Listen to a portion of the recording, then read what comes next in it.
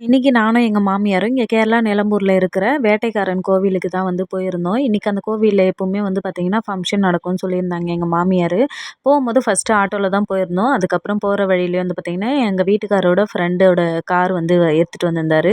அவர் வண்டியில ஏறி வந்துட்டோம். அதுக்கப்புறம் கோவிலுக்கு வந்த உடனேயே ஃபர்ஸ்ட்டு வந்து பிரசாதம் சாப்பிட்றதுக்கு கிளம்பிட்டோம். நம்ம ஊர்ல புளிச்சோறு, பொங்கல் சோறு அப்படின்ற மாரி நம்ம எப்படி வந்து அடிச்சுப்போமோ, அதே மாரி இங்க வந்து பார்த்தீங்கன்னா, இந்த சத்யா அதாவது வெஜ்ஜி சாப்பாடு தான் வந்து பார்த்தீங்கன்னா, இங்க இருக்கும். அதுக்காக வந்து பார்த்தீங்கன்னா, இவ்ளோ வந்து லைன் கியூவா நிக்க வேண்டியதாயிடுச்சு.